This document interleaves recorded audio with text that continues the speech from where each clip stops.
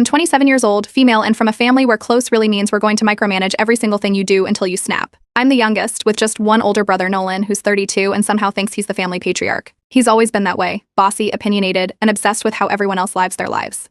My dad is the quiet, go along to keep the peace type, and my mom is the crier. You know the type. Any disagreement turns into why are you tearing this family apart? I work in architecture, live 2 hours away in a small city, and I love my independence. I've built a life for myself, good job, nice apartment, no roommates, and I can finally breathe without someone checking my phone or commenting on my outfits. But apparently that freedom makes me the problem child. Nolan's convinced I'm wasting my life by not settling down with someone he would approve of, living closer to home, and basically living under his thumb again. They've done this family intervention thing more than once. That's what they call it. It's not dramatic like in movies, but it's just as calculated.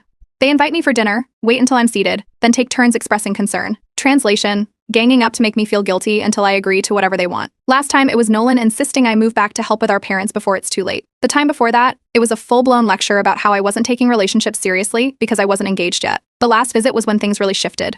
I'd left my phone on the counter while helping my mom cook, and Nolan straight up read my texts out loud at the table. Nothing scandalous, just some flirty back and forth with a guy I'd gone on a couple of dates with, but that didn't stop him. He even added commentary like I was some reckless teenager. I grabbed my phone back and told him he wasn't my legal guardian. My mom started crying. My dad stared at his plate. Nolan said I needed to grow up. After that, Nolan called me and said the family wanted to have a structured talk about my lifestyle the next time I came home, in his words, like I'm some project they need to fix. That's when I decided, fine. If they want drama, I'll give them a plot twist so wild, they'll never forget it. 2 weeks later, I met Blake. It was a Friday night and I was at this dive bar with some coworkers after work. Blake rolled in on a motorcycle, all tattoos and gravel voice, with that smug confidence that either makes someone your worst mistake or best story. He sat near us and eventually started chatting with me. I don't even know why I told him everything, but I did.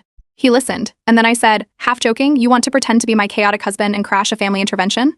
He laughed so hard he almost fell off his stool. Then he said, I've always wanted to play a soap opera villain. That's how the plan started. We decided we'd fake an elopement, show up together, uninvited, to the structured talk, and drop the news like a bomb. We made up a whole backstory, we met in Vegas, had a whirlwind weekend, and got matching tattoos.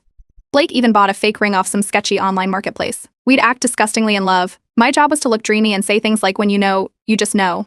His job was to smirk, wear leather, and say something inappropriate at the worst possible time. I told him we'd leave right after dropping the news and turn our phones off for the weekend. I'd booked myself a spa retreat in the mountains. No signal, no distractions, just silence while they all stewed in confusion. Blake was all in. He even practiced lines like I knew she was the one when she kicked that drunk guy in Vegas, and we were married by an Elvis impersonator.